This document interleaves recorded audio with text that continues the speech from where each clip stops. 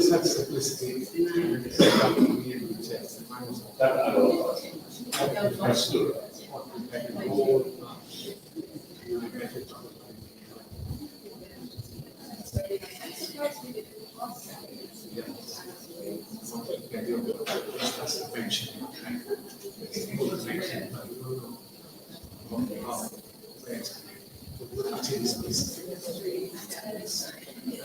Testing, testing, testing, testing, testing, 1, 2, 3.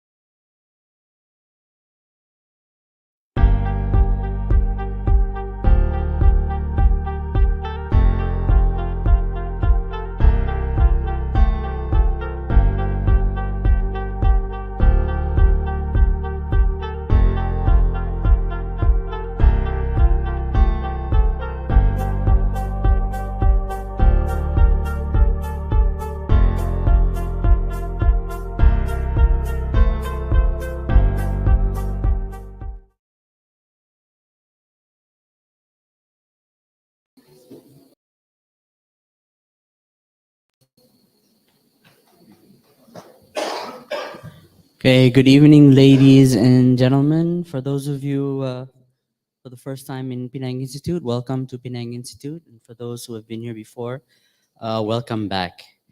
Welcome to our somewhat regular evening events. And tonight, as you know, is the title of the program is One Man, Many Stories: The Life of Syed Hussein Alatas and writing about Malaysia. Sorry, I didn't rehearse. Um, and Gareth told me not to introduce him or to Dr. Mastura, but I do need to say one or two jokes because I had it in my mind for the whole day. They're not really jokes, but in my research and in my writings, I've had two people who have been very critical for my thinking. One of them is Talal Asad, an illustrious son of an illustrious father. He's the son of Muhammad Asad. And he's been very influential for many people on issues of secularization and political history, historiography, many things. The other person that has been very influential is Syed Hussein Alatas. And I would seriously, I would joke about him being my intellectual ato. He's my intellectual grandfather. In addition to Talal Asad, although Talal Asad is a bit younger. As for my wife, her intellectual ato is Nakib Alatas. And we would often discuss and debate the differences in their ideas. And we came to, the head of it is that we often asked each other, well, which one of our grandfathers would be able to beat the other up? Now, given that Nakib Alatas was in the army, I think he might have had the upper hand. That's at a personal level, and not to take it to a more serious level. Again, Syed Hussein Alatas is very important for a lot of people internationally. His most known work is The Myth of the Lazy Native. And as Gareth will take us through the discussion tonight, the talk will focus not only on how Alatas's own captive mind theory and ideals of excellence form the bedrock of his body of scholarship, but also how they can be a lens through which to read the state of Malaysian research and letters today. And finally, what are the untold stories about Alatas's life that can lead to more new writing about Malaysia? So Gareth will be the moderator for tonight's evening with our special guest, Dr. Mastur Alatas. Without further ado, I call Gareth to the stage. Thank you.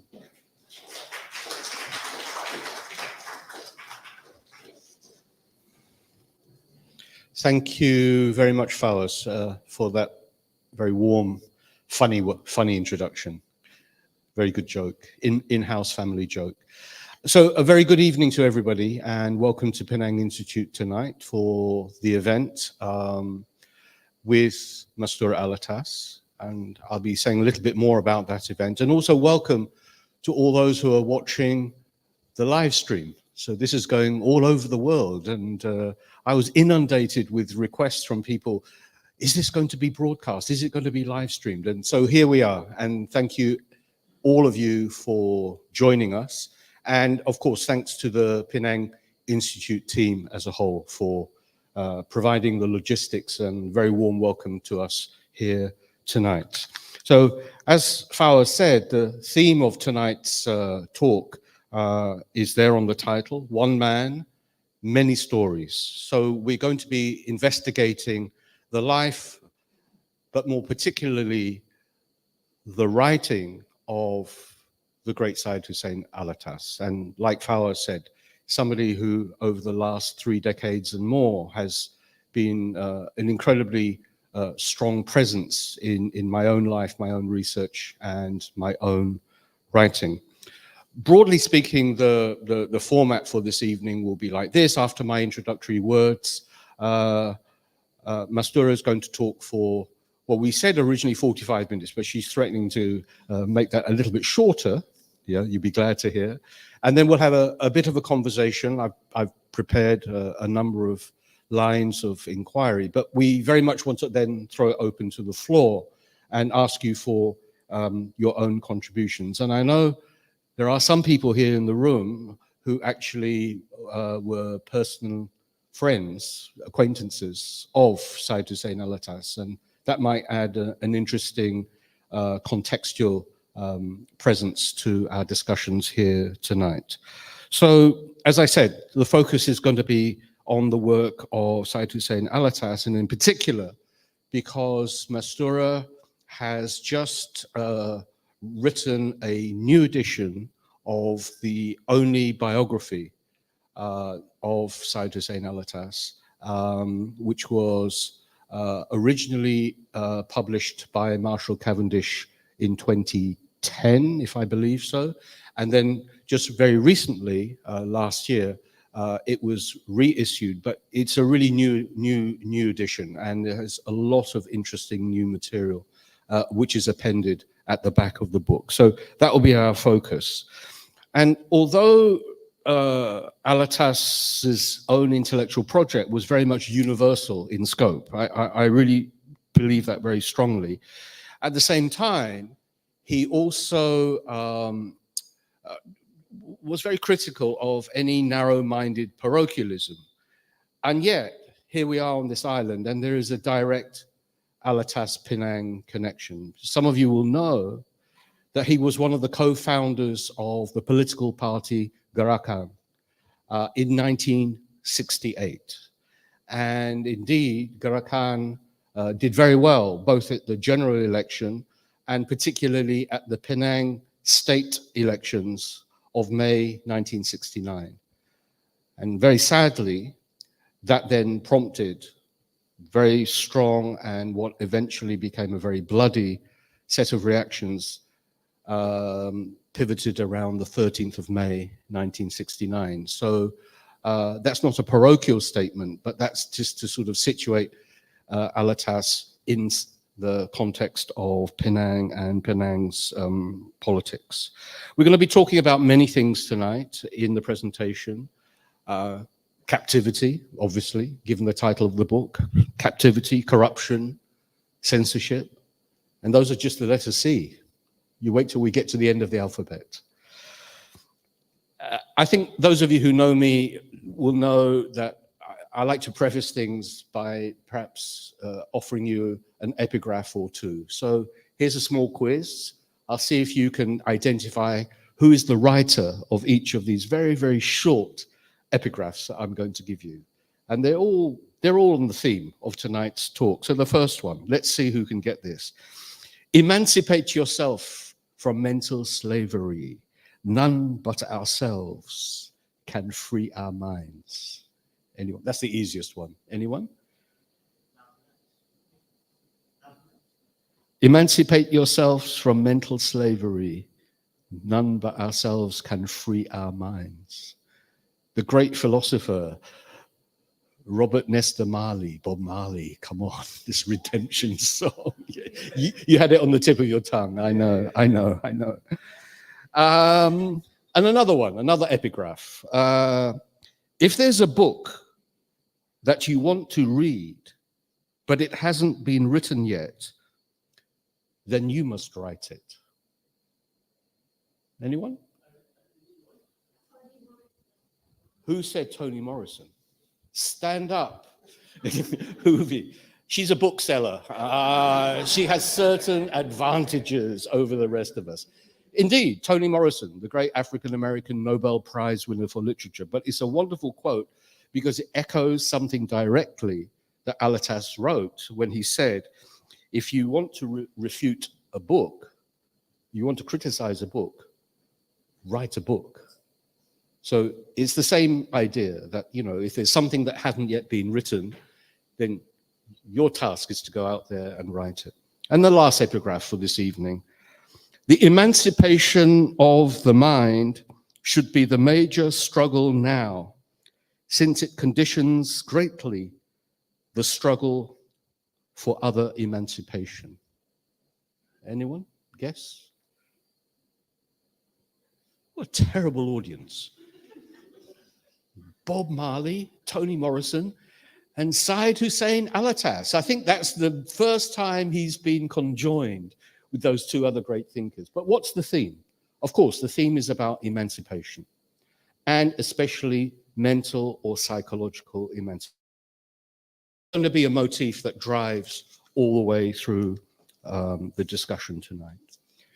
So it's a really huge pleasure, it's a really great honor to be able to introduce to you tonight the speaker, Mastura Alatas, the daughter, one of the daughters, the daughter of Syed Hussein Alatas. Please give her a very warm Penang welcome. I was going to say a great deal more, but you don't want to listen to me.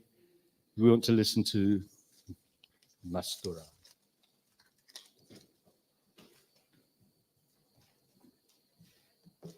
Assalamualaikum. Good evening, everybody. Buonasera. Thank you, Gareth and Fawaz, for the very warm, creative introduction. And I just want to say no doctor before my name. I'm just known as Mastura Alatas. Thank you very much. And thank you to the Penang Institute for making this possible for me to be here. Thank you all present, and hello, good evening to those of you online as well. Can everybody hear me clearly? Online as well? Yes? All right, well, just a few words about myself. I am the third and youngest child of, well, actually the fourth. But if you want to know why I'm the fourth, you will have to read my book. But from my mother and my father, I am the youngest child, and I live in Italy. I've been living in Italy for the past 32 years, and this is not my first book, The Life in the Writing, but I consider it to be my first Malaysian book. And it was very important for my father that I publish this book in Malaysia. And perhaps it will emerge why it was so important for him and for me as well to consider this a Malaysian, but also a global cosmopolitan book. To begin the talk, I would like to focus on the key words in the title. One man, many stories, writing about Malaysia. Let's begin with one man. I ask a question after the 16th century French philosopher, Michel de Montaigne. Does every man bear the whole form of the human condition? Or, to adapt this question to Syed Hussein Alatas, does his life bear the whole form of the Malaysian condition? And French historian Theodore Zeldin, author of the 1994 book, An Intimate History of Humanity, helped me find the answer in an interview I did with him 3 decades ago. No, the French are not unique in being interested in what is human. Many historians have focused on great events and movements. I am interested in combining a microscopic perspective with a telescopic one. Unfortunately, what Montaigne says is untrue. Westerners have not absorbed the experiences and lessons of other civilizations, Chinese or Aztec or Indian or Arab and many others. I feel a prisoner just being in one village, one country, one time. I want to give people the opportunity to taste everything that humans have been capable of and are capable of doing. I want to give them a menu.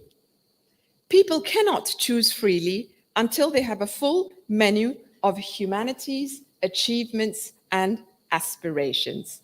End of quote. Those are Theodore Zeldin's words.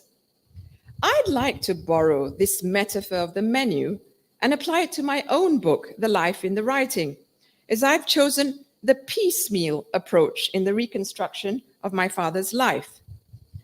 I chose to focus only on my father's writing life, hence the title, The Life in the Writing. My book, as a form of life writing, is also about the life or vitality we find both in writing as a form of art and communication, and also the life that has gone into the making of a body of writing. In focusing on only one part of my father's life, this book never had any ambitions of developing into a 500-page brick or tome. The first edition was half the size, and people were saying, oh, why such a small book for such a big man?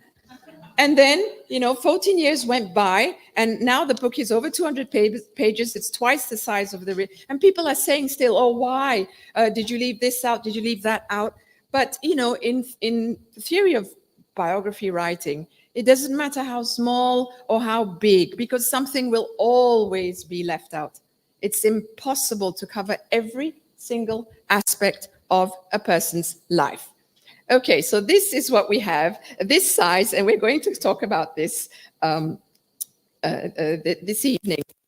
You will find traces of the professor, my father's life as a politician, as a father, as a writer, as a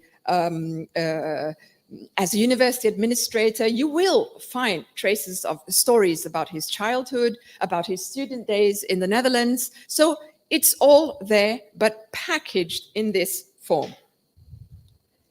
I began working on this project in December 2006, when my father was still alive. He had just returned from Hajj, but then he died barely a month later. I chose to write this profile, or rather these profiles of my father as writer, for two main reasons. First, and the most obvious, because writers, perhaps more than any other category of people, are the ones who are most curious, not just about how others write, other writers write, but also about how writers feel about their own writing. Are they disappointed? Are they proud? Are they, writers have all kinds of complexes and sensations. I wanted to investigate, using my father as a case study, why some writers get published and others do not.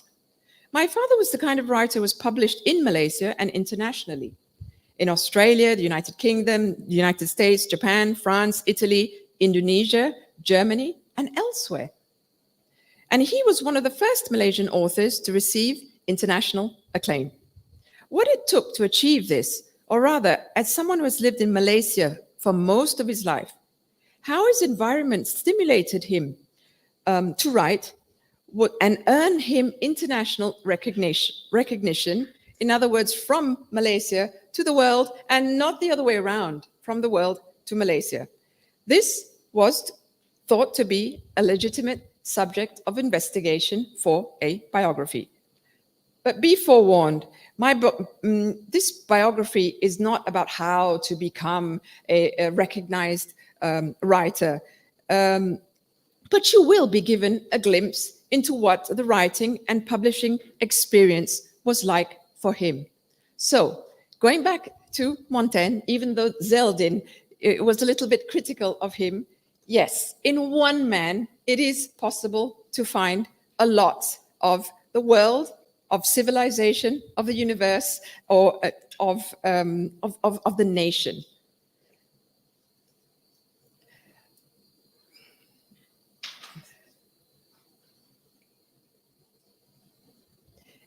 And now we bring him into presence with us.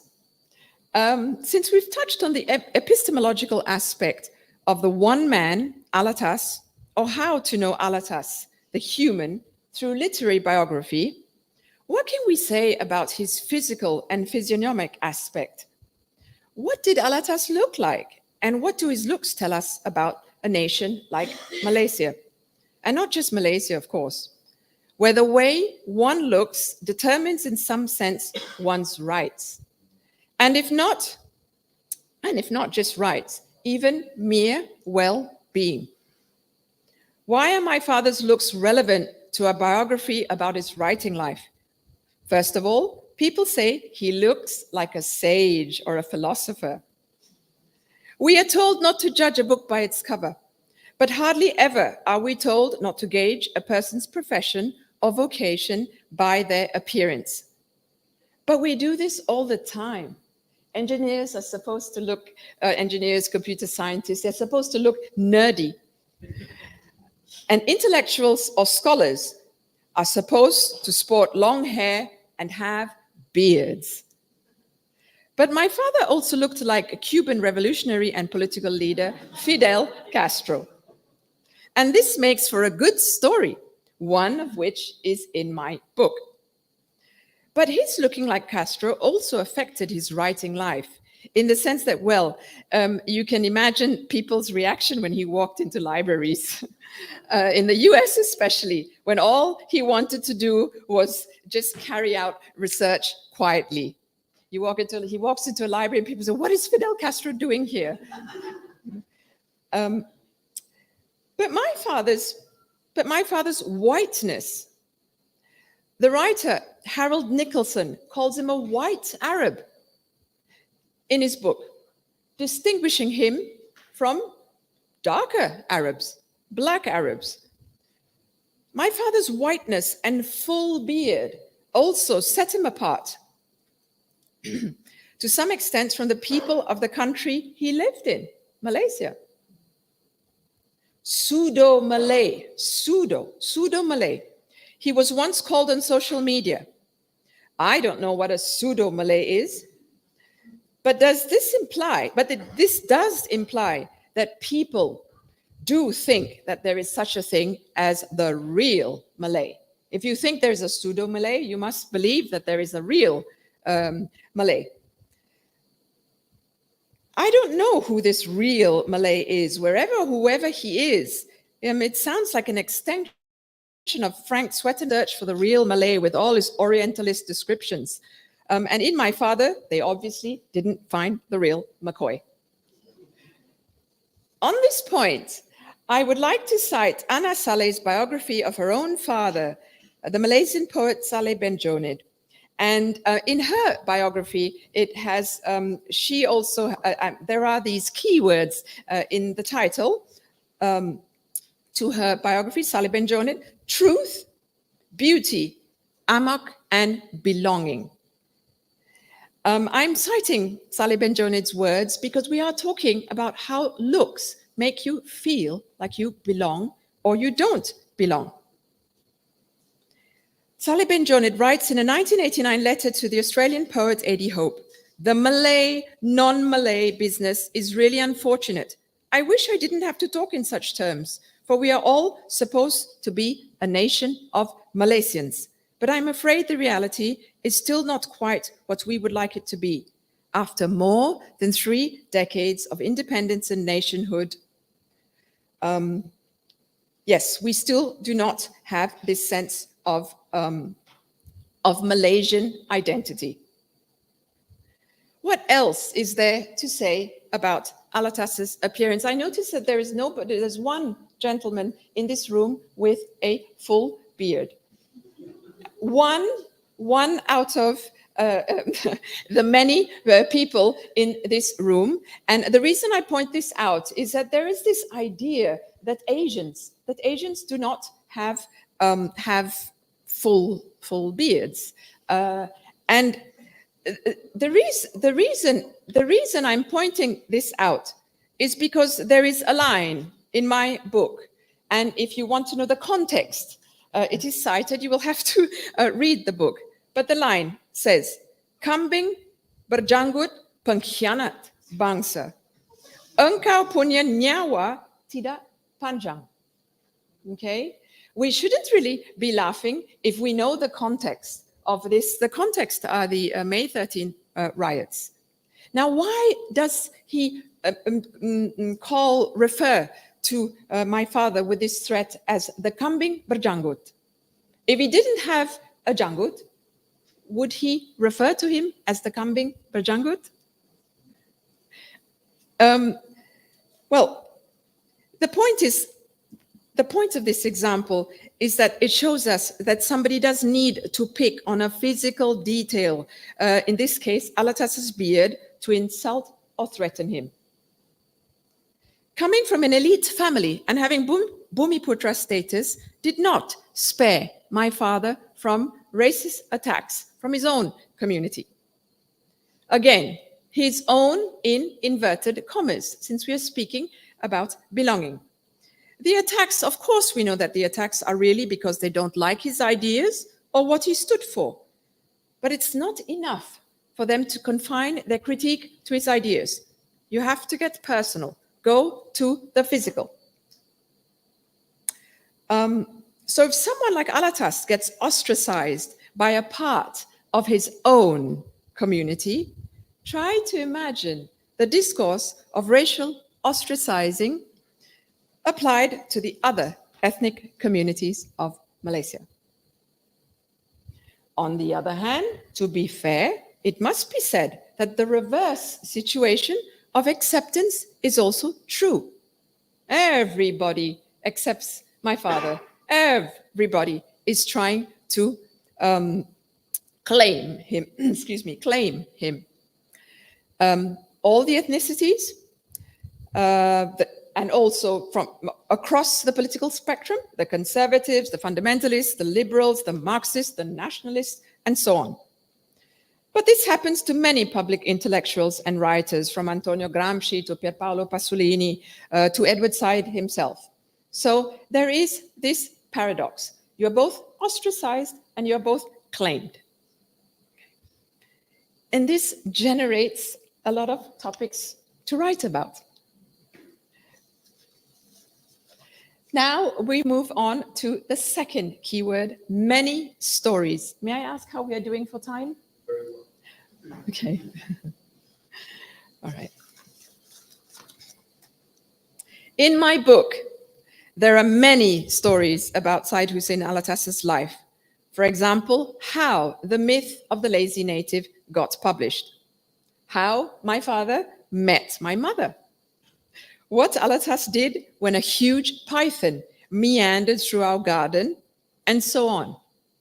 Now, what does my mother have to do with his writing life? Well, of course, we all know, all of those of us who have partners, spouses, we know that they are a great support to their intellectual and writing life. But what does a snake have to do with writing? And to know this, you will also have to read that there is an anecdote about this. But try to imagine why is a kind of story of about my father, which involves a huge python. Later, I will come back to this. In focusing on only one part of my father's life, this book, yes, as I said before, never. We're talking about many stories, so it's impossible to have so many stories. I had to make a selection. I repeatedly call my father writing and not the other public roles that he occupied, such as scholar, intellectual thinker, politician, sociologist, academic, teacher. Because I wanted us to think of him as just that, precisely that, a writer, to draw attention to the act or process of writing, of getting scholarly or intellectual thought down on paper and eventually into print. I mean, don't we want to know what went into producing the myth of the lazy native? And you can ask the same thing about me, how much work I had to do to get this biography written, because biography writing is actually very, very difficult. Portraits come in all shapes and sizes: realist, cubist, impressionist, caricature, miniature. They are always a projection of how artists choose to depict what they see in their subjects. We are talking about choice here, the choice of a writer. In this case, my choices to include certain stories in this book and to exclude others.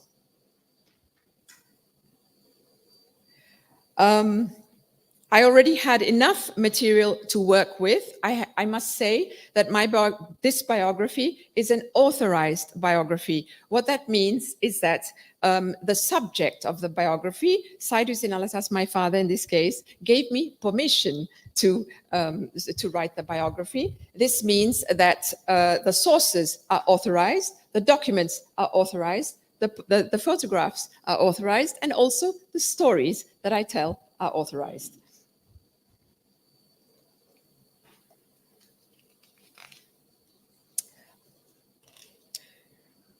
Though much of this book is based on documented evidence, a lot of it is also an account of my memory of my father as writer. Chapter 10, for example, looks at my father's literary influences, not just who he was influenced by, but how he influenced others, including me. I also knew what my father liked to do in his leisure time when he took a break from putting pen to paper. I'm going to go off on a tangent here. When I said that writing biography is extremely difficult, and when we are talking about influence here, Malaysia does not have a literary biography tradition. And if I'm wrong, but correct me if I'm wrong, but we have lots of biographies of politicians, of famous people, of yes, many. We do not. Malaysia does not have a literary prize for biography writing. We cannot say that there is a kind of chain reaction of influence. There is no real biographical tradition. We are all doing our own special, unique thing. I mentioned Anna Saleh's biography, which is very different from mine. There is Marina Mahathir's biography of her father, which is completely and totally different from mine. There are the biographies of Dr. Ui Kibeng of the Penang Institute, who I'm sorry is not here this evening, but wonderful biographies, again, different. But I ask myself, why is there no biography prize? And what has it got to do with many stories? Why are the lives of writers or writing about the lives of people who write not considered worthy of literary merit in this country? I'm sure in other countries as well, but we are speaking about Malaysia. This is something for you to think about, and perhaps at the end of the talk, if you have any questions, we can try to examine and unpack this question.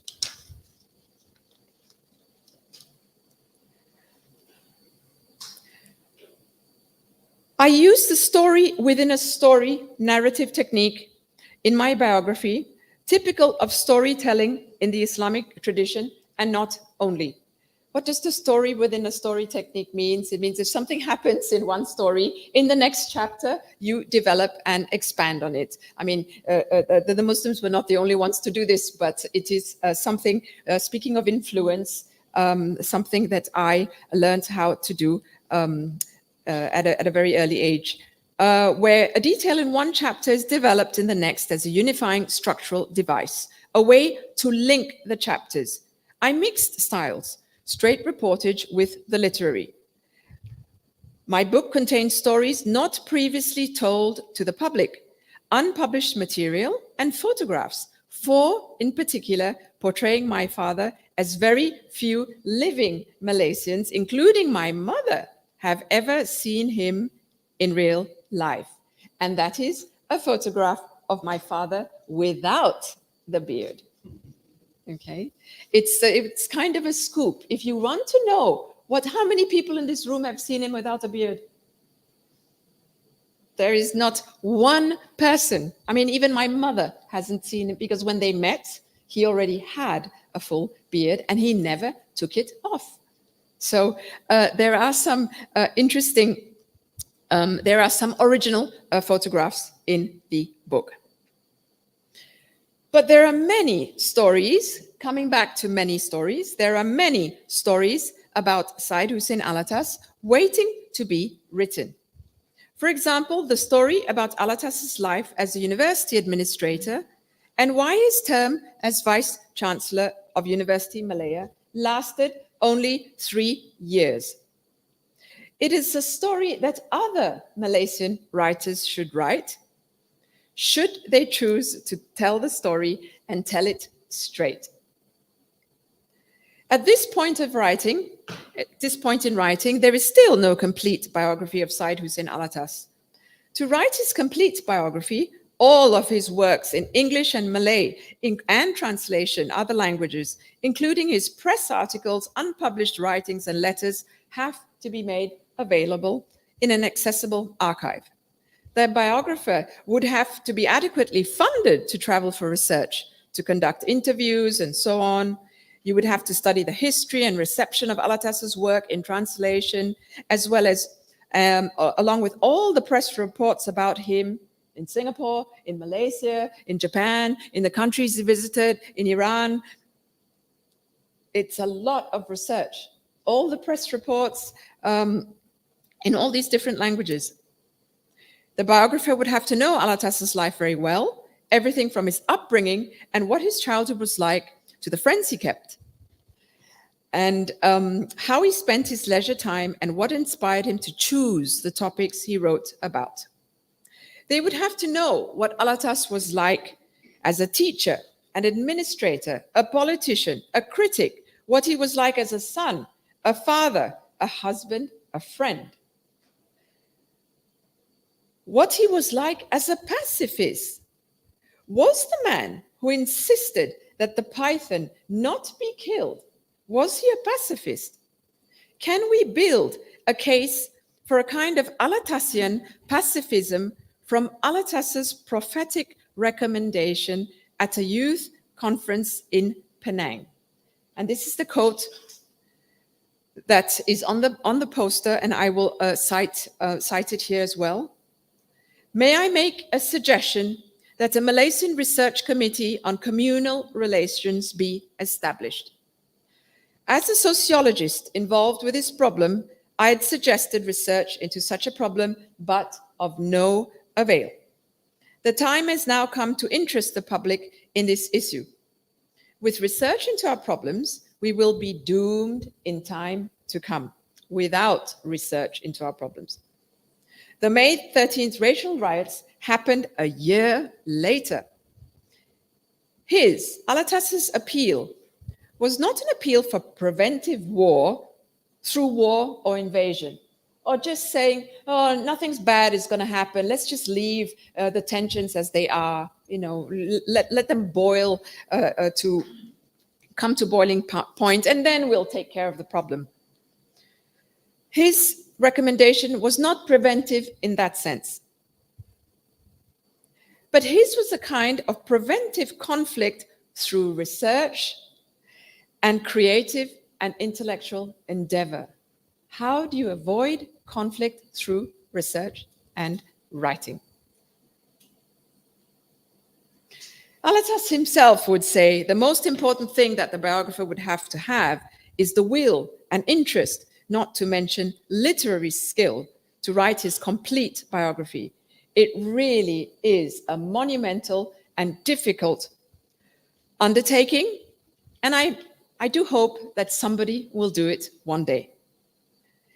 The writing of Alatas's complete biography can be done by a family member, of course, but in the tradition of biography writing, biographies are often written by non-family members. The objective portrait I've tried to depict between these pages is of a writer who lived in university housing for most of his professional life.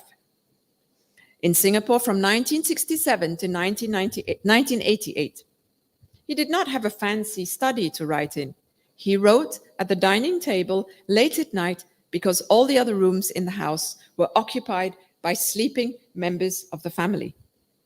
As head of Department of Malay Studies at the National University of Singapore, a department with a multiracial staff, a truly cosmopolitan staff that he himself founded because he thought that people in the region should study the Malay world that for so long had enriched Europe, not only materially, but also culturally. Daytime for him was reserved for teaching and administrative duties.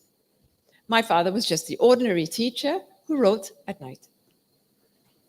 The story of how a book about the long-term negative effects of the colonialist construction of the lazy native, written by a scholar from Southeast Asia, writing from his home on the island of Singapore, how it got discovered by scholars of caliber around the world, is certainly a timeless story worth knowing.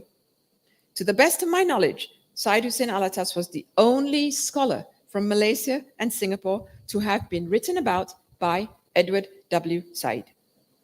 The story is impressive, not because it is one about a lesser-known scholar who was discovered by a more famous one. That's not why it's impressive. The story of myth's legitimate place in the canon of post-colonial scholarship, alongside the works of Frantz Fanon, Ngugi wa Thiong'o, and others, is impressive because Alatas didn't even try to build his international reputation. Yes, of course, he tried to get the myth of the lazy native published.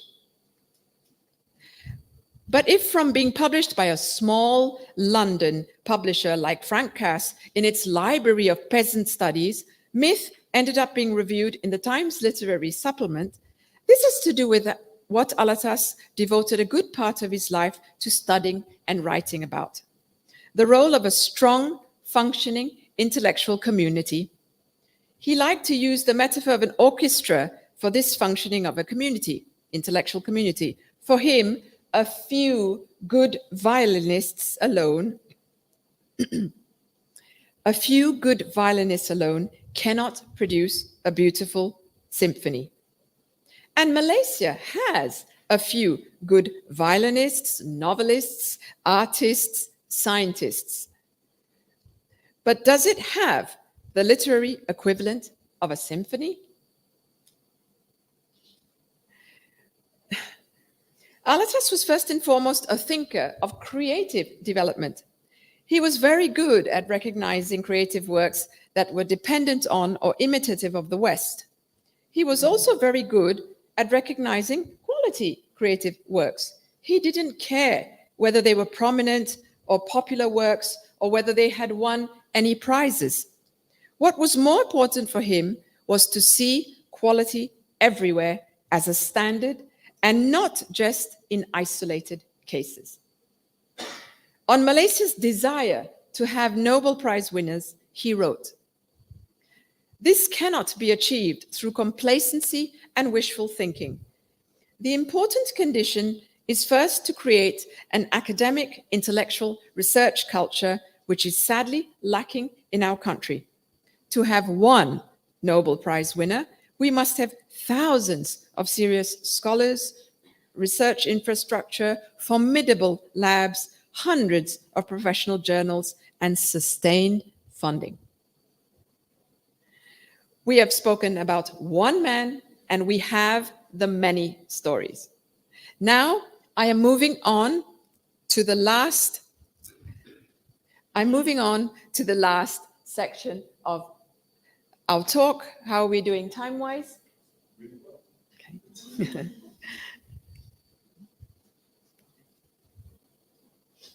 Now, the last section of the talk, we return to the title, Writing About Malaysia.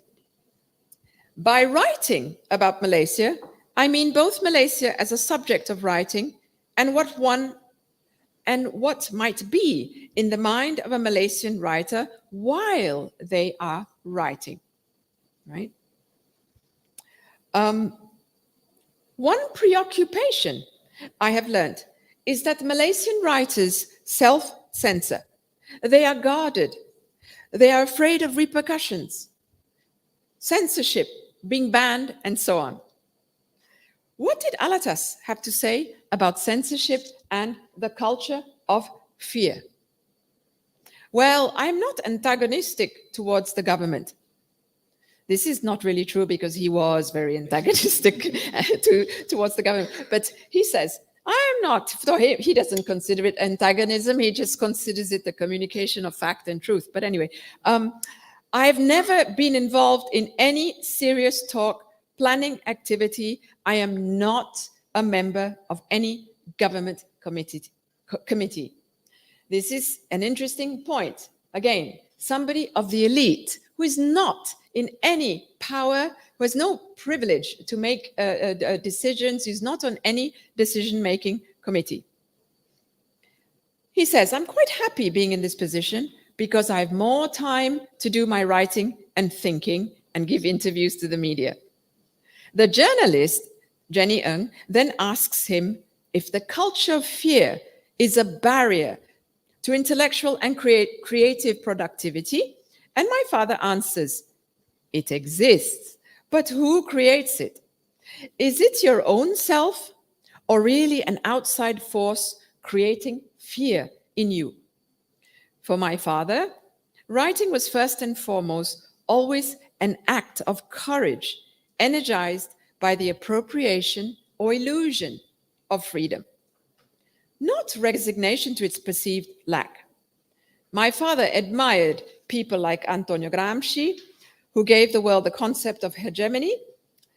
Gramsci's 30 notebooks and 3,000 pages of analysis compiled as the prison notebooks were written in prison between the years 1926 and 1934, the heyday of Italian fascism.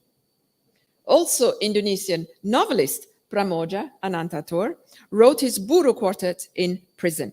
Buru being the name of the island where he was held in confinement from 1965 to 1979 under the Suharto regime. So, coming back to Malaysian writers, they are not in prison. Yeah, well, I'm not going to say. While they're not in prison, are many Malaysian writers or intellectuals in some sort of waiting room. All right, let's consider this metaphor. What do we mean by waiting room? It is a concept which comes from Dipesh Chakrabarty's Provincializing Europe, and then Amit Chowdhury writes an essay about it, the waiting room of history. What do we mean by a waiting room? Yes, we are in a waiting room in a sense because we're all waiting for this to finish, but not in that sense. A waiting room, the idea that things have to happen outside or abroad first to cause a stir in Malaysia. If something happens in Malaysia, it's just Malaysian. If it happens abroad, especially in the United States, Australia, United Kingdom, Europe, the UK, it becomes a big deal in Malaysia. Let us consider as an example the exaggerated praise and sense of accomplishment for a Malaysian writer publishing in the US or the UK. This praise is disproportionate to the attention and praise accorded to those who are referred to as local writers, meaning writers who publish in Malaysia.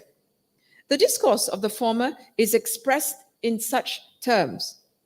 Oh, Malaysian writer, published novel in the United States, catapulted into the international spotlight. Malaysia is Malaysian literature is on the world stage. Malaysian novelist making waves in the US. Malaysian literature brought to a global audience. When the truth of the matter is, sorry folks, Malaysian literature is not making waves the way Palestinian, Indian, or Nigerian literature is or does. All right? Palestinians are writing the most wonderful poetry, wonderful in the sense of heartbreaking, graphic, making us understand the truth for the last 6 months and more before that under extreme conditions. Again, the metaphor of the prison, but it's worse. It's worse than prison. Some Malaysian literature and writers should be globally making waves. Why not? But why aren't we asking if they are making waves in Malaysia? Are they? This is where my father's concept of the captive mind comes in. And I would like to announce here that there is the Malay translation of his two famous, his two iconic captive mind essays. It has just been released. It's just coming out, and I will be launching it with Farish Noor and my brother Syed Hussein Alatas next week in Kuala Lumpur. I mean, I'm just giving this information, but anyway. So yes, there is a Malay translation of the captive mind essays. They're a good place to start, not just to know what the captive mind is, as defined by Syed Hussein Alatas, but also to know what Alatas was like as a sociologist. The essays are early formulations of his methods of sociological analysis and show us, from the time he was a young scholar, what topics he considered worthy of investigation, namely the appraisal of the quality of knowledge in society and the study of the social conditions that affect how people think. You know, when we're trying to analyze why Malaysians prefer something coming from abroad, we need the conceptual vocabulary. And the captive mind works as an analytical conceptual vocabulary because it helps us identify and understand the mechanism and phenomena of things. The study of creative thinking was one of Syed Hussein Alatas's pet interests, and this led him to theorize the captive mind. Other forms of mind critique found expression in the invention of such terms as bebalisma, defined in his book, Intellectuals in Developing Societies. And he defined bebalisma as an attitude composed of several traits and whose end manifestation includes ignorance, persistent stubbornness instead of persistent effort, indolence, and indifference. When I was talking about those who had claimed Alatas, some people may remember that there was a video showing Tun Dr. The former Prime Minister, Mahathir Mohamad. He is in a video clip with young people, and he's leafing through Mitos Pribumi Malas, the myth of the lazy native. And the video is called Sikap, attitude, yes? And I really wonder why the myth of the lazy native is there when it is actually again a repetition of the myth in the it's a confirmation of the myth in the video clip, because these young people, are they bebal or are they malas? You know, we need to have the right analytic. I cannot show you the video here because it will, but go and look for it. Okay.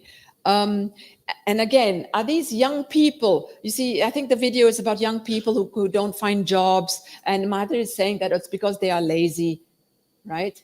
But these young people are saying that it sounds as if it's not because they are lazy, but it's because they are spoiled, right? They don't want to do these kinds of jobs, you know, menial work. It's nothing to do with laziness. It has to do with attitude. So perhaps in that case, since Bebal is about an attitude as well, it would have been better if he had chosen another book for the video clip and maybe not The Myth of the Lazy Native, because it just once again confirms the myth. In Alatas's entire oeuvre, the same basic points are often repeated: that for developing countries to develop well, there must be good thinking and planning on the part of its ruling elites. And a strong intellectual group was necessary to put those elites in check. Furthermore, policy and planning can be implemented successfully only if widespread corruption was absent, because, as Alatas writes in the first Captive Mind essay, you cannot suggest a policy without linking it to the type of people who will implement it. And he provided a good model of thinking and good analysis, as I stated before. When Alatas used the term captive mind, he was not making any reference to the Polish poet and Nobel laureate Czesław Miłosz, which appeared in English translation as The Captive Mind in 1952. Okay? He was not writing about captive minds in totalitarian, trapped minds in totalitarian regimes. He had said that he had not had Milosz's book in his mind when he was writing his own captive mind essays.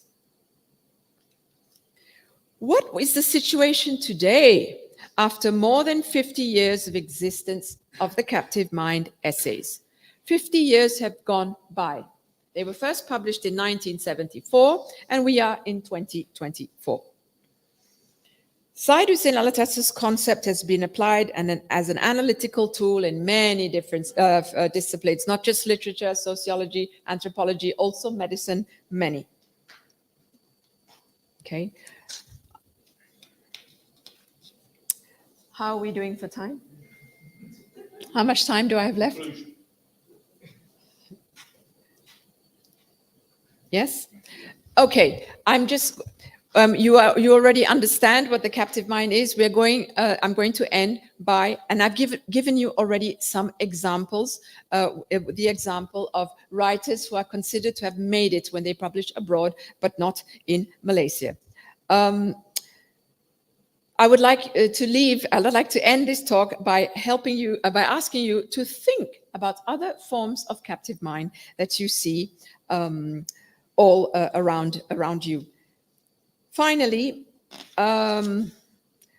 what about Malaysia as the subject of writing? Okay, the title says writing about Malaysia.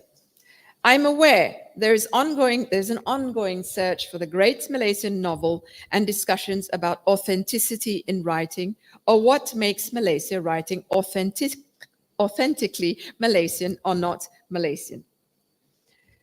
See Malaysian novelist and academic in Australia, Sri Devi Iyer's recent essay on the topic of authenticity.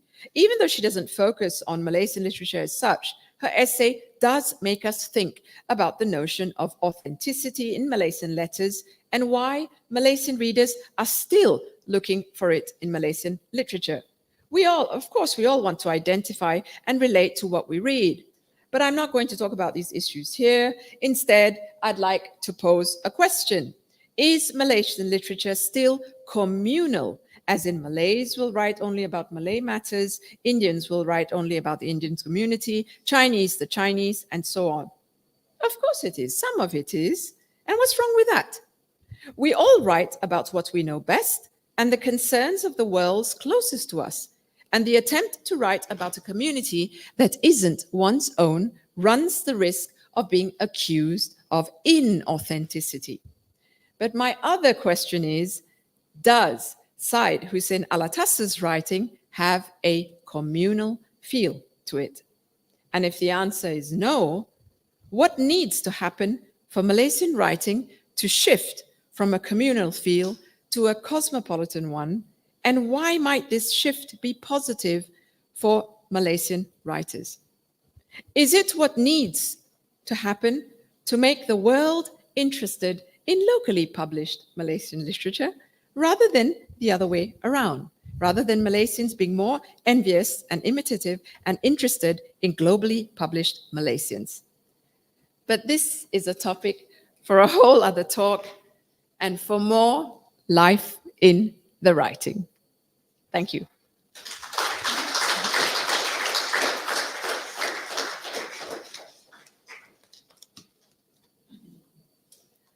Thank you so much. Mastura, do you want to join me? That would be very nice. Could we have a second microphone, please? So a really comprehensive talk from Mastura. And I prepared a few leading questions, but I also want to make sure there's time for contributions from the floor.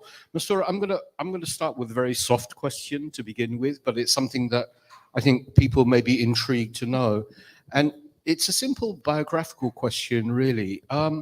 What was it like for you, and perhaps also for your siblings, growing up in the Alatas household, and how did that shape your own aspirations, your own dreams, and I guess in time, your own life choices? Well, I think we were all always encouraged in intellectual and creative activity. And we hear stories about people saying, my father or my parents didn't let me become a musician or a writer. There's no money in that or whatever. But in my father's case, it was always whatever you were interested in, develop it. And my parents were that way with sports, with any interest that we had.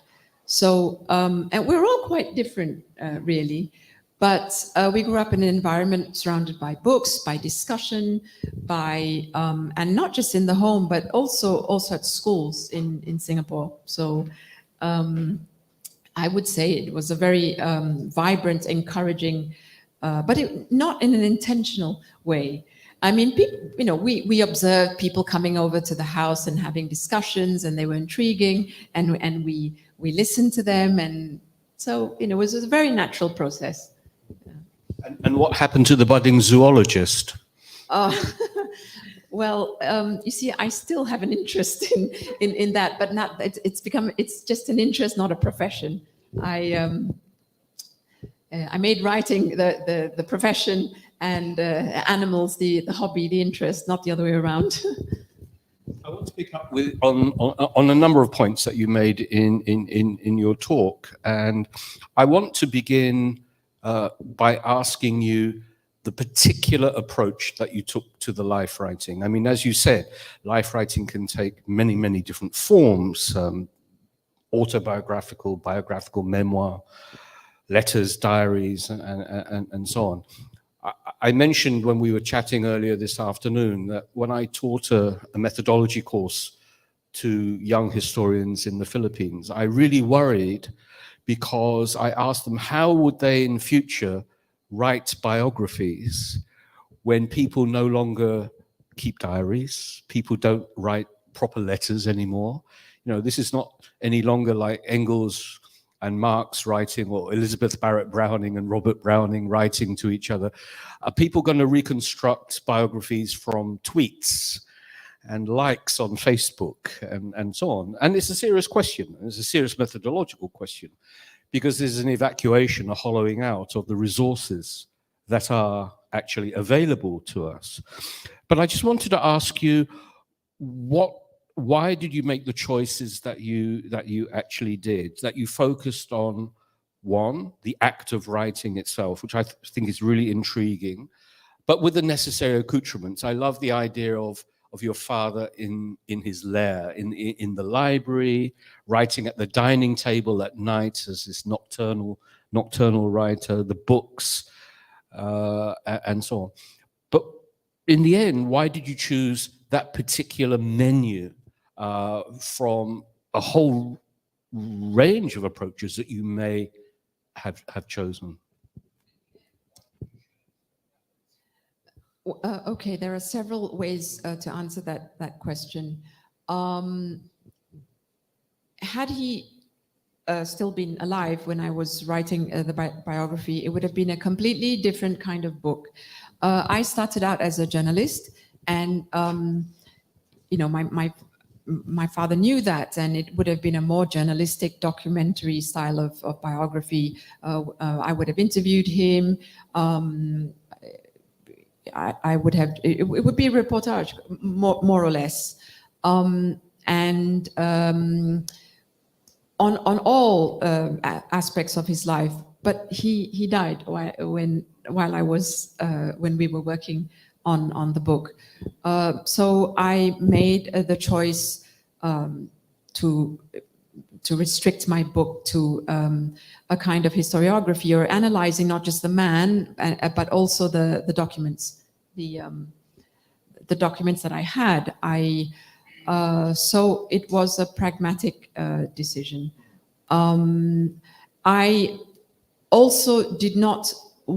I personally don't believe that a family member should cover every single territory. I think other perspectives. It's not a question of objectivity. I just think that I can't know what they know, so they should tell their own stories. And yes, I suppose that's why I made that choice. But the actual content, the actual menu itself, I think there's a little. It's like asking a painter why they choose those colors.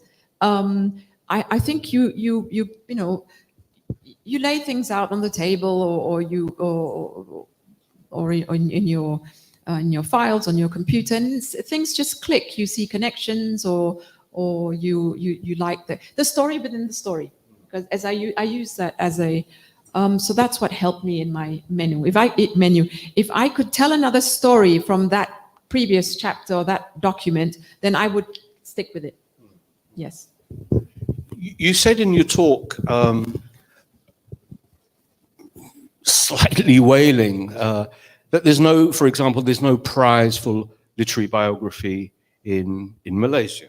Okay, so that would seem to suggest that it's a genre of writing that's rather undervalued or marginalized. But I want to pick up a kind of broader set of questions that would seem to suggest, and that's to do with what I would term the history of ideas.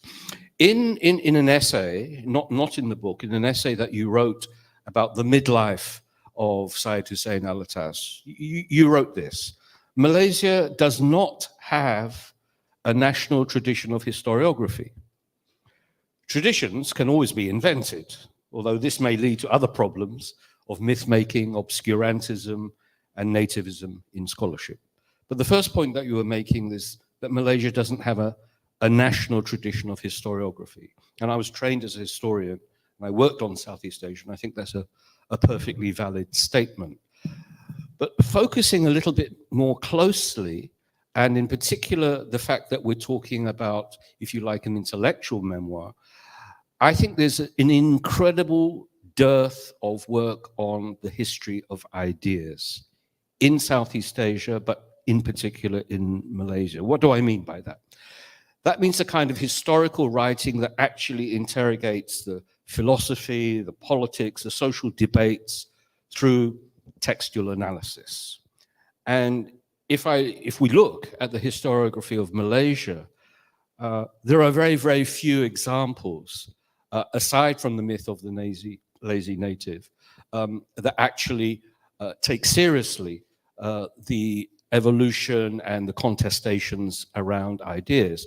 In fact, it's ironic, I think, that two of Syed Hussein Alatas's own doctoral students, Chandra Musafa and Shahruddin Maruf, among the two people who have written about the history of ideas, Chandra with Protector, and of course Shahruddin with the idea of the hero in Malay society. And just thinking through, there's literally a handful. People like Farish Noor, perhaps, maybe Azhar Ibrahim, looking at discourses, intellectual discourses. Of the international scholars, perhaps only Tony Milner with Kerajaan. And then of the recent generation, maybe people like Rachel Leo and Sumit Mandal. But it's a very small cohort of writers if you compare the range of other historiography, which was set actually by colonial historians. So it's history from above, it's elite history.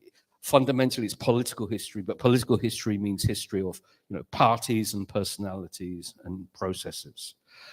Why do you think that is? Why do you think there's been so little inquisitiveness about the life worlds of ideas? Tough question. It's really a tough question, but one simplistic answer, which is not really mine, but I've heard others making it, is that Malaysia is a young country, and it's still grappling with other. But that's not really an excuse, because there's so many countries which have been colonized and interrupted, they've had the epistemic break, so to speak, which have long traditions of, by historiographic tradition, I mean, tradition of historiography, I really mean writing their own history on their own. You find it in India, you find it in Italy, you find it in, this time I chose a French example, but there's so many, books about the French character, just to go back to what or books about the coming of the coming of Islam to Southeast Asia, for example. They will always go to the Western sources first, and then they will build on that. Whereas, if you look at other national or linguistic traditions, they write their own. I mean, Italians have been writing about their own Roman Empire for centuries. So I can only observe it, but I can't really say why this is so. Okay, it's not because they're a young country. Maybe it's not really given value. The menu is there outside. It's on the outside. Let's just use what's given to us. Maybe it's a form of laziness. We have it. Somebody else wrote it for us. So I really don't know.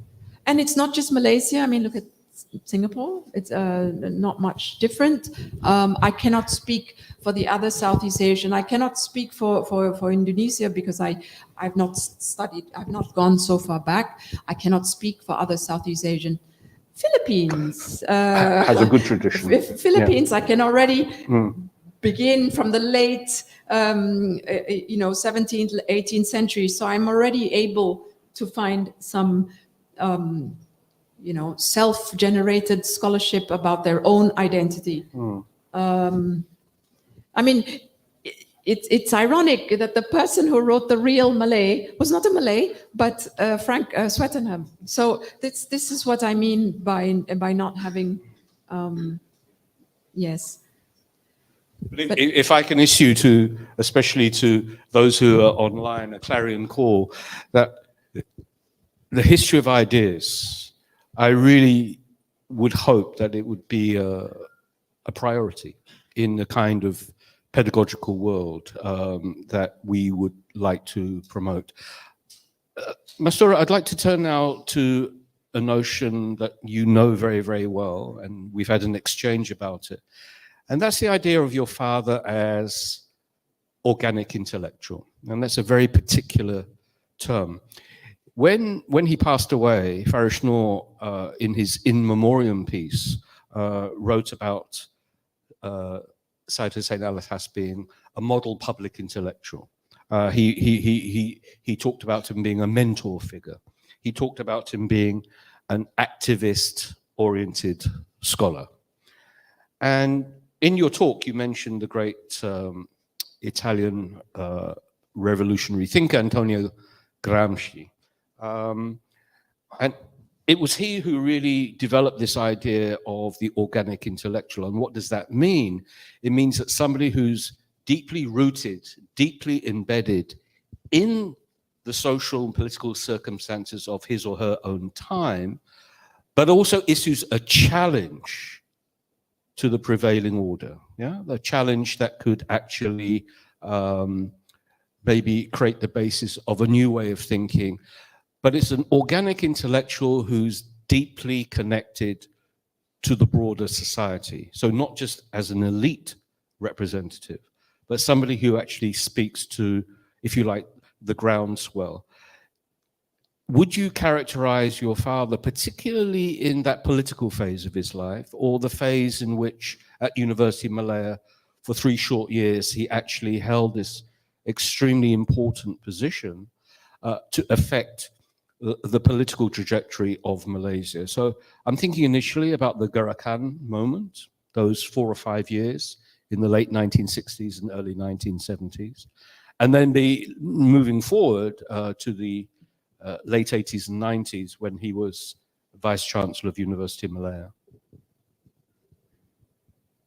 Well, you know how he would answer that question? He has said it before. I'm a useless intellectual, and I'm a superfluous intellectual. I mean, he was being tongue-in-cheek, of course, ironic, useless in the sense that, yes, I do all this work, I have all these ideas, but nobody's really finding them useful or putting them to, yeah, some people pay lip service to it. Okay, no corruption, corruption is bad, but it took so long, decades, for it really to be implemented as policy. So he would say, because I am useless in that sense, I cannot be considered to be an organic, because you have to be part of a kind of, you know, of the suit or kind of sorry, you have to be, I mean, we don't have to be so rigidly, you know, stick to Gramsci's definition of the public or the organic individual, but there are different ways of understanding those concepts. So he would say, I mean, in this country, public intellectual means that you're on social media a lot, and you're part of the public. You're well known. You're famous. Everybody's a public intellectual now.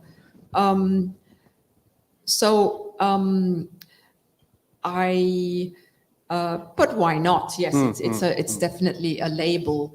Public in that sense. Yes, he is. Yes, he was. Or organic. I may.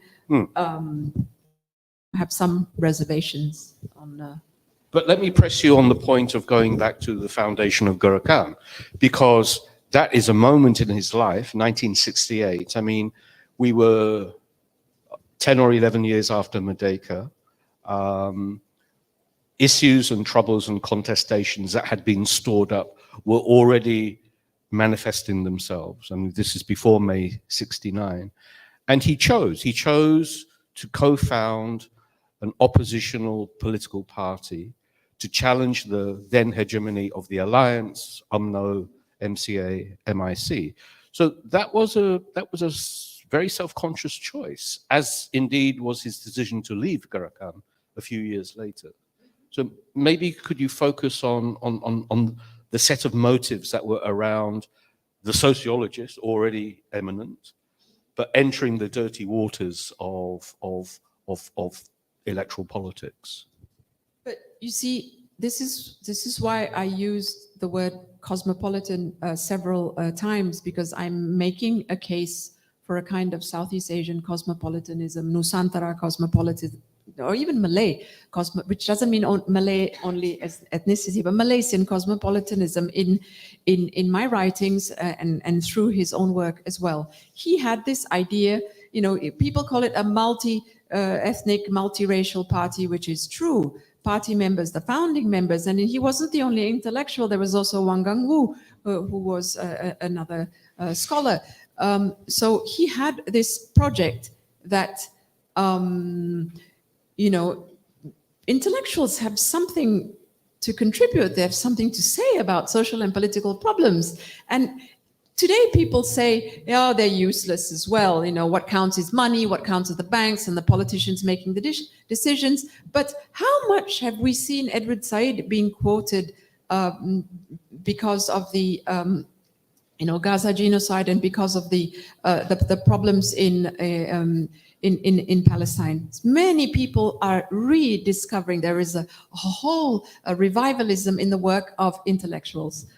So this is what, there's the kind of organic public intellectual at work there again. In the case of Gerakan, it had very good ideas, but it was a failed project. And one can see this in both ways.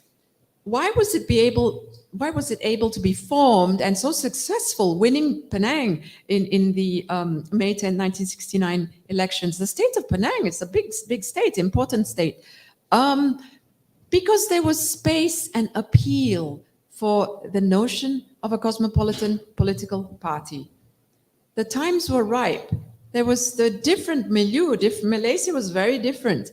There was a kind of, it was a new thing. And you know, when something is new, what they call innovative, it generates did very well. It generates hope, it generates difference, it generates a creative impulse, but very short lasting. And I also use the word communal in my paper, but it's really difficult to talk about these things here. But yes, there was definitely an intellectual idea behind the forming of shared with Professor Wang Gongwu as well, and others, V. David in the several others.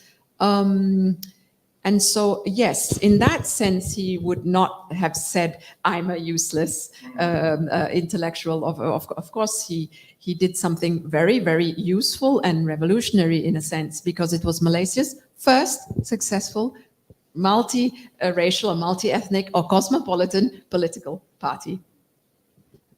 I know you didn't go into it in the book in a great deal of depth, and you've even called on others perhaps to write a more definitive account. But what about those 3 years as Vice-Chancellor of University Malaya, where he was well known in the first few months of his tenure as Vice-Chancellor as wanting to actually really introduce root and branch reform in terms of, for example, recruitment of academic staff, what the curriculum and so on. And he was ousted within, 3 years or so. When I came back in 96 and 97, I was working with Jomo at University Malaya. Uncle Aziz was just down the corridor from our office, but the ghost of Syed Hussein Alatas was still very present in the place. And the kind of people I was associating with, obviously around people like Jomo, there was a great sense of regrets at an opportunity missed. So I just wonder if you'd like to say, at least publicly and to live stream and to Special Branch, your own thoughts about what happened at University Malaya. And then I'll lead into a more general question about universities today. Well, I'd like to start by saying that not everybody knows that the phrase Professor Kangkong comes from him, and it comes from that period. And it has to do with the promotion of staff, young academics, academics who are made full professor or made professors very quickly, all right? Perhaps without having the right qualifications or publications or whatever.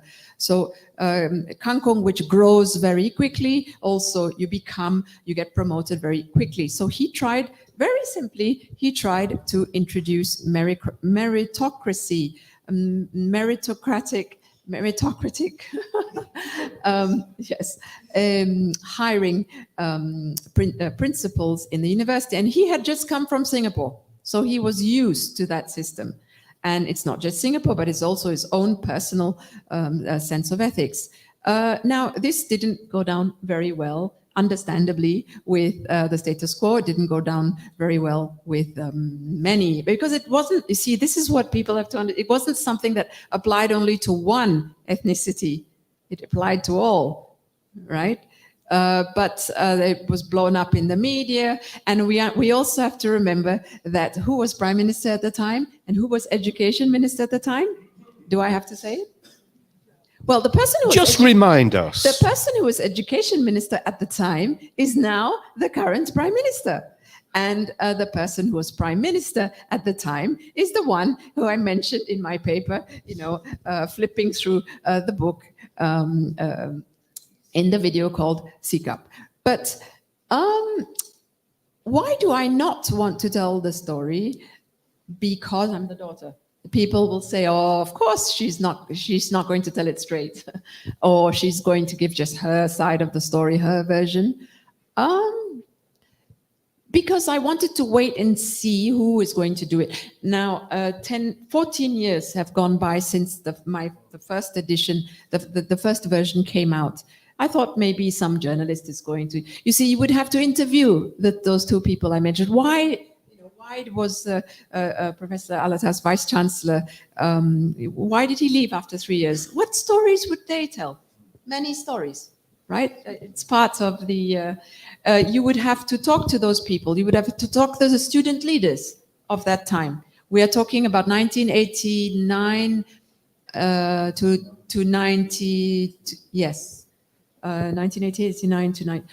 Those 3 years. The people are still around. They're still young. They were students then. They would still be young now, still alive, hopefully.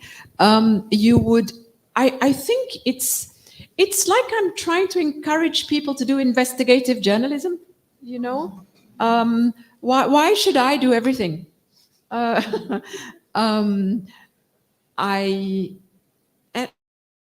Maybe I don't know many things, right? And also, one wonders how they're going to get the information, all the press reports, all the, Sulit documents, all the.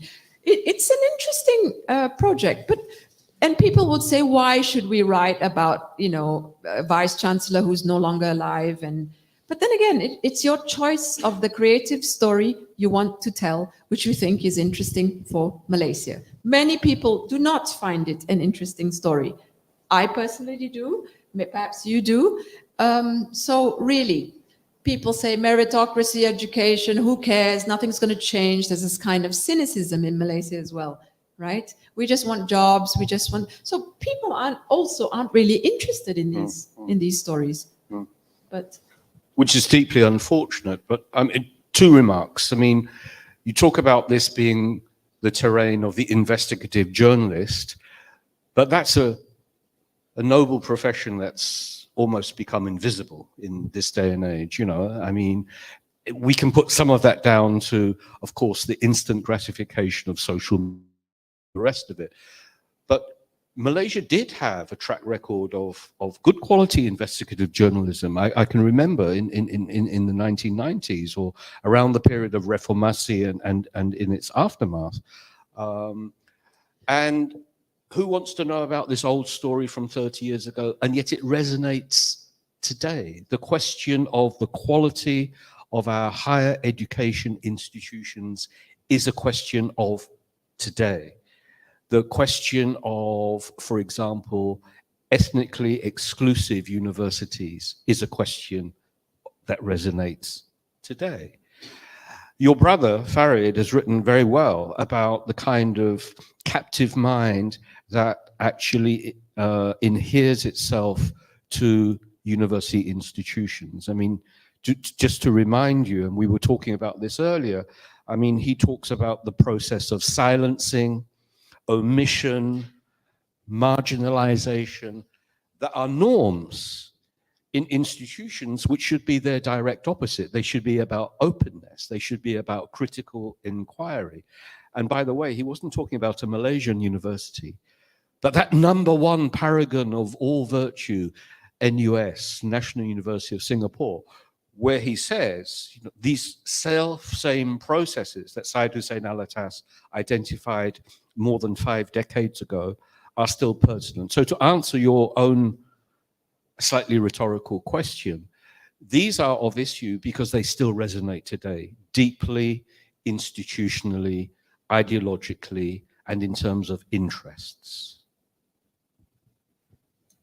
yes, but yes, there is also, as we said before, a good 30 years or so have gone by, and the younger generation are so used to these things. So it has very little narrative interest. My father was accused of being corrupt, and people will say, yeah, so what else is new? They will always find something to character assassination. They would, everybody, it's so common today. If you want to knock somebody down, just find something, put a black mark on them. You can dig up all the dirty stories, and it's character assassination, scandal mongering. It's very, young people today will say, yeah, so what? It breeds a kind of cynicism, right? Was he corrupt? Was he not? Who knows? Oh, look at him preaching about meritocracy, but he himself it becomes that story. And that's why I keep saying, if you have to tell the story, tell it straight. And it becomes challenging for the writer. It becomes a challenge, a creative challenge. How are you going to tell not just this story, but how are you going to tell Malaysia's interesting political stories about the education system and so on? Now, coming back to meritocracy and Singapore and my brother's work and Malaysia as well, I think we have to think of the captive mind as something that is not that someone who is uneducated possesses. A very educated, sophisticated person can be captive as well, and I think that's my brother's point. And we also have to think in terms of excellence. I write about excellence in my book as being something that doesn't only have one standard or one character. One can be very excellent in technology. Malaysia has some excellent technological services. But I know somebody would say, believe it or not, but yes, some areas are very efficient. Malaysian computer scientists are very good, doctors. With respect to all the family members of the Malaysian Airlines, Malaysian pilots are recognized as one of the best in the world. And it's not me who is saying this, but so with respect to one particular tragic incident, but I'm not referring to that. So excellence and captivity are something completely different. So yes, Singapore is meritocratic and Singapore has excellent education, but Singapore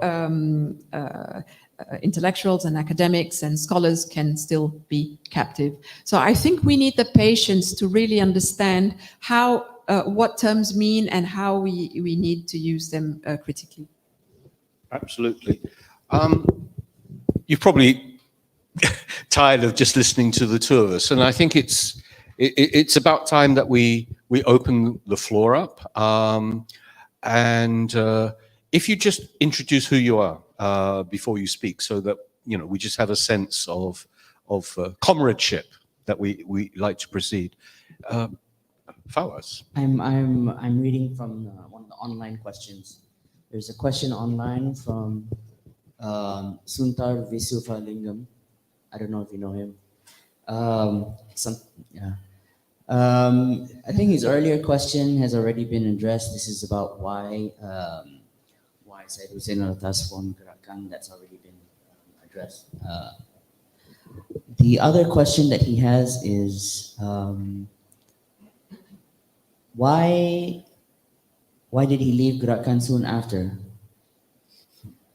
Was it because he felt that the larger project had been betrayed by people who, I won't name the person who was named, but precisely because did he feel betrayed by people who went back to politics as usual? Okay. So I'll just raise that question. Yes. I have my own questions though. Can I abuse my position by asking the question? Abuse away, please. So I have two actually. So one of them is I find it fascinating that sometimes people growing up in the same household would have different memories of the same experience. And so to take my own example, sometimes my siblings would talk about something in a way that I would not recognize. So that's a fascinating aspect of human memory, the politics of memory and forgetting. But I was wondering whether, and you don't have to talk about any negative aspects, but I was wondering if your other siblings wrote a book on your father. Are there aspects that they would have written about which would be different from how you wrote about it in in your book. So I only know Dr. Syed Farid, but I have you talked about it, and were there things that you found surprising, the way they looked at your father, which is very different from the way you looked and wrote about him? Okay, that's one question from me. The second question is rhetorical. It's kind of rhetorical, but people have spoken about, like, for example, Adam Smith.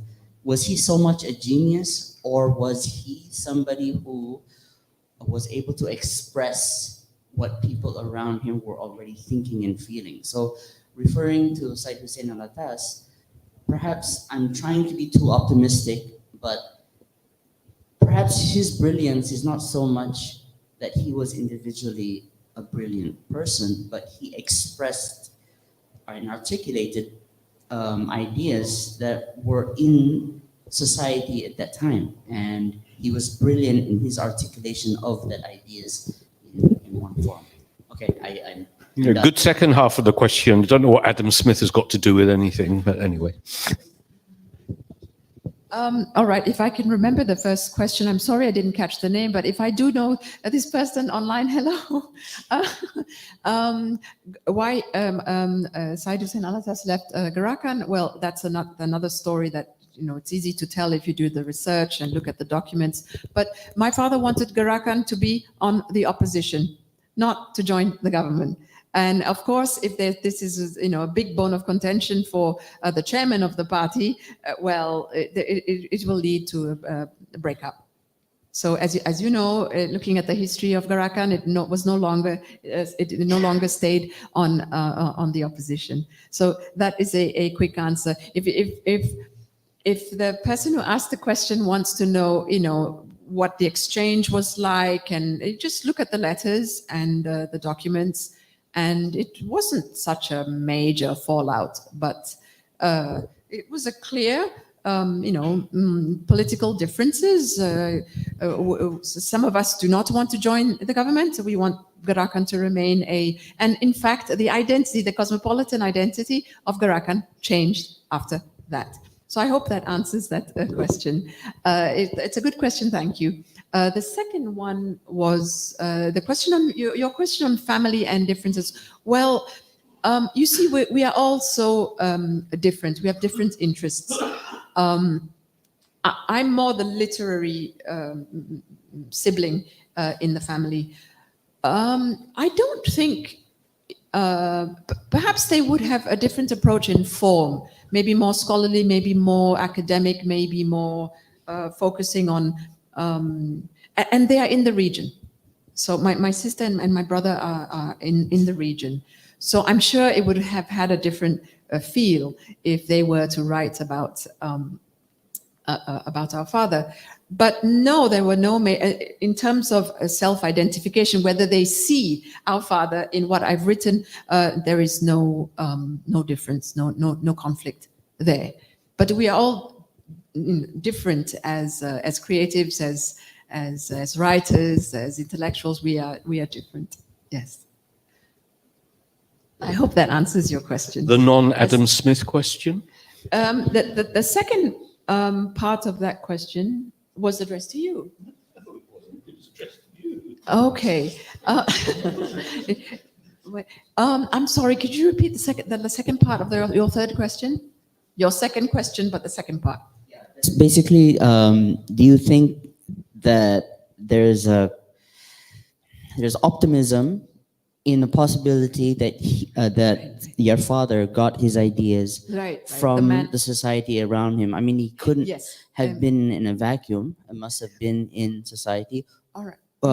Yes. I think I had started by talking about the one man representing the human condition, which is, or Malaysia. Well, milieu. Our characters, our education is formed. These are environmentalist theories of education, right? We absorb what we are surrounded by.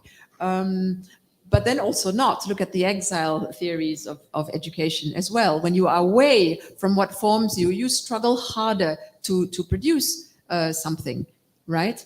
I mean, Auerbach wrote Mimesis when he was, well, all his books were destroyed and he was far away. I mean, these are all stories that we know. But what do we mean exactly by surroundings?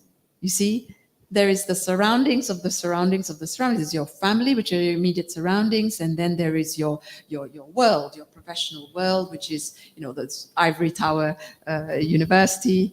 There is your study. There are your books. You are surrounded by books. There are descriptions in my book of my father being surrounded by books, and then there is also the cosmopolitan surroundings and environment. I mean, he was born in Indonesia. He lived in Malaysia. He studied in the Netherlands. He did long sabbaticals in Europe, in Australia, in Germany.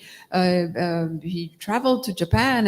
I mean, this is all. So it's not just his society. And all of us, you yourself as a scholar, can feel it, I'm sure. I'll come to you, Anwar. There's a very, very good essay in a book called Syed Hussein Alatas and Critical Social Theory, which Mastura also has an essay in, by Victor King, the anthropologist. And one of the things they have in common is the Dutch connection.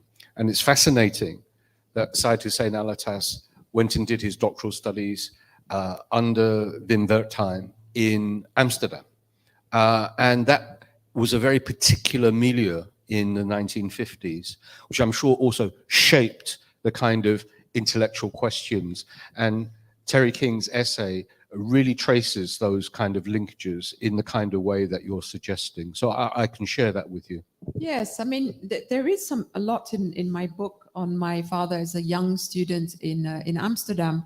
And as a young Muslim as well, you want to see how he's forming his ideas in relation to you know, to the Dutch Europeans. He came up with this idea of progressive Islam, and also there are some anecdotes in my book about how he had to you know, maneuver and deal with questions about the native from Indonesia and oh yeah, you are Muslims? I thought Muslims were Arabs. I mean, he would have to deal with these kinds of questions as a young student. So environment, of course, it really does you know, form you. It's part of our formation.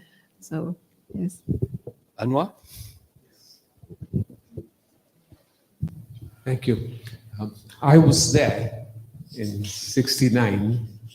All this happened, and I saw it happening. And one of the things that struck me at that time was his integrity and the fact that he really believed in a certain thing, and the betrayal that time of the Gerakan party to join that. And it was very, very clear that he stood to that and did not want the party to have a coalition which represented all the things that he felt against it. Yes. And that was one. And when I was there too, that was also my first encounter with Syed Hussein Alatas. And I was approached they were holding a rally in the Esplanade. Chong Yu was, of course, that time in the opposition, and they had to get permission from the city council to use the Esplanade, big Esplanade, for the rally. And at that time, you would have a lorry. You know, they would hire a lorry, and on the lorry you will stand up and you will make the oration.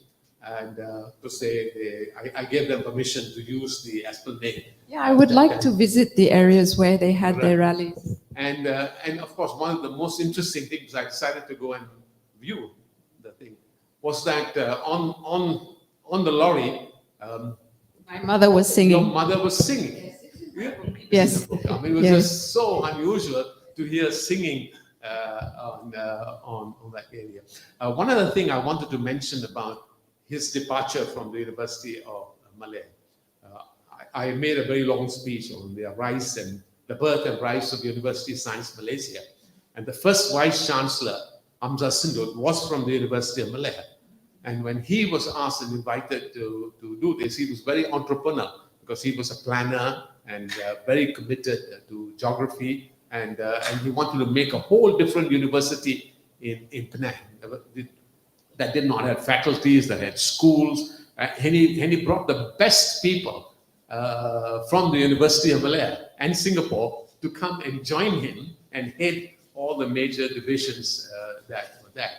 And he began so well that some of the top minds were happy to join, coming from even abroad. Mahathir called him up because he wasn't helping a community that Mahathir felt should be helped, and told him, why are you not recruiting people locally on, Hamza Sidud said, I am selecting the best people on bureaucracy. You know what Mahathir told him? He said, if it was bureaucracy, you will not be appointed as vice chancellor. Can you imagine that? That he said, and here was a really unusual person. Yes. Thinking of excellence, yeah. And immediately after that, he gave in his resignation and left the university. Yeah? Yes, interesting. I thank you for reminding me. I do have to say, because it's fair and I'm objective, and I know my father very well. As a young idealist, in his 30s, 40s, when Gerakan was, opposition all the way. But we do know that my father changed later. All right, he said, well, maybe I should, move. I should engage with the government, because you can change things from the inside. Okay, but he very quickly abandoned that idea, that notion, when he realized that it was not possible. So it's not correct to say that my father was a diehard opposition all along. Later, as he grew older, later in age, later in time, he did say, yes, if you can't change them from the outside, you try and change them from the inside. But it, Soon disabused of that idea. Take a couple more. I'm sure there must be some. There's really no more. I just wanted to add. Anwar, you had your turn. There's a question. I just want to add something, because I was a lecturer in the University of Malaya during the time of your father's tenure as VC. Nice. And I had the proud privilege of meeting him on several occasions, and I think he was ahead of the times. And many of what you said was true, in that he strived for excellence in the university. Thank you. I'm sure you have your own memories and your own stories to tell, thank you for sharing. That's a lovely personal note. Is there perhaps one more? Yes, Dinesh. Hi, Prof. I'm Dinesh, a medical specialist, actually, so I'm not part of the arts and literary sphere, unlike a lot of people here. But I was thinking a lot about what you were saying earlier about the lack of, culture of biographies, of writing biographies in this country. And that's something that's been on my mind as well. And I just wanted to point out that it's not merely about literary biographies. We've produced some great medical specialists in this country, some great doctors, and you will struggle to find a single serious critical biography about any of them, be they, somebody like, Wu Liante, back in the days, or Teja Dhanaraj, founder of UM's medical school, for example. So I do wonder if it's beyond simply literary biographies, and that we have a problem with biographies on their own in this country. Thank you. Yes, that's a wonderful point. I think I wasn't focusing only on literary biography, but biography in general. And if you look at books on Malaysian literature, or anthologies, they will never include the biography category. It's like poetry, short stories, novelists, even on the Wikipedia page, Malaysian novelists, right? Yeah, but you would never find. And my father was very interested in doctors, and he loved my father's first son was a doctor. no longer, that the story about him is my book. And you're exactly right. The lives of doctors is fascinating. And yes. I think, ironically, you actually, I think your father answered this question very well with what you were saying on the podium in his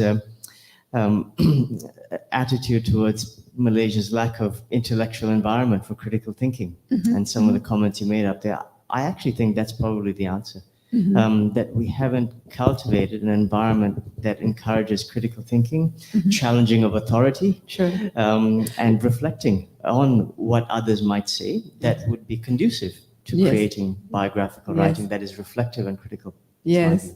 Well, you know what my hope is? It's a kind of a romantic ideal, but that doctors, nurses, they will be writing their diaries, and somebody will discover them one day, or they're quietly writing anyway. They're writing their own lives, and somebody will discover them and give value to them. And obviously not just doctors, but I thank you for introducing this very nice angle. And we can only hope that they're not just tweeting or doing Facebook likes, that they're keeping diaries and they're, doing correspondence and so on. You see the doctors coming out of Gaza, and not only, but talking about the situation there. When you listen to them speak, they are talking about medicine through poetry. They are, the other way around, they are talking about poetry through medicine. They are talking about real life situations, very dramatic, but as doctors, they are talking about their profession. But what comes out is a portrait of humanity or inhumanity, whatever your interpretation is. If I could have maybe just the last question, because it comes out of something that was, you said slightly in passing when Fawaz asked you about the point of view of perhaps your siblings and how would they tell the same story. And you made an interesting point that Farid is based in Singapore and KL. Munira is also based in KL. But you've been living, I'm not going to use the word, shall I use the word exile? You've been away for 32 years. I'm a pseudo Malaysian. No, right? no, you're not a pseudo anything. You're the real deal. But it also interests me that some of our greatest writers, for a start, whether it's Tash Ao or Peter Samarasan or Tan Tuan Eng or other thinkers, we've lost a lot in the brain drain. And it's quite interesting to me that there's a kind of exilic being in exile, or maybe a diasporic, or whichever particular label you want to see, but the view of Malaysians from the outside in, which can often be more critical and fearless. And the condition of being fearless is not surprising. There are repercussions for speaking out in this country, and they're real. They're professional repercussions. And some of you know the way that social media operates. It's an extremely toxic, no-holds-barred environment. There's a pile-on, whenever. Malaysia is not unique in that, though. No, it's not Malaysia by any means, but I'm saying it's here. It's unconstrained, as we know. So I'm just wondering about that slightly in passing notion that you said maybe your brother and sister would have a different view because they're here and so on. But what about the view from outside? Do you think there's something in it that this sort of distance also can provide clarity and perhaps a greater sense of critical fearlessness? Yeah, nice question. Well, the thing is, what does it mean to know one's country? Even those in Malaysia do not know what's outside their town or their states or in other states. There are language barriers, there are age barriers. I mean, they're all, we cannot claim to know any country in its entirety. And the same goes for Italy. We know portions, parts, piecemeal parts of that country. And from that, it's from, as Zeldin was saying, from the microscopic to the telescopic, right? It's like I've been living in Italy. I grew up in Singapore, and I've been living in Italy for the past almost 32 years. And I'm Malaysia. I consider Malaysia and Singapore as one country still. I come back for visits every single year, once a year, and I also write about Malaysia in Italian. So there's this kind of a two-way gaze. It's from the outside. It's looking at Italy from a Malaysian perspective and looking at Malaysia from a Malaysian-Italian perspective. I am, lucky to be so far the only one to be doing this. So I feel like I'm giving something back to Malaysia. I mean, I'm writing about Italians who studied and lived in Malaysia, and the kind of research and studies they've done in botany, in natural history, in Pigafetta. I mean, we're talking about 15th, 16th century navigational history and maritime history. So I feel that I'm very much writing about Malaysia, but from my particular angle. And of course, I'm very much writing about Italy as well through Malaysia. But my brother and sister, they have the advantage of knowing things because they are seeing it and they are experiencing it, which I don't have. I mean, I don't write about daily life or institutional problems in Malaysia because I don't have to deal with them every day. So it's just that kind of difference. Thank you so much. So it just leaves me to ask you to give a very, very warm Penang thank you to Mastura Alatas.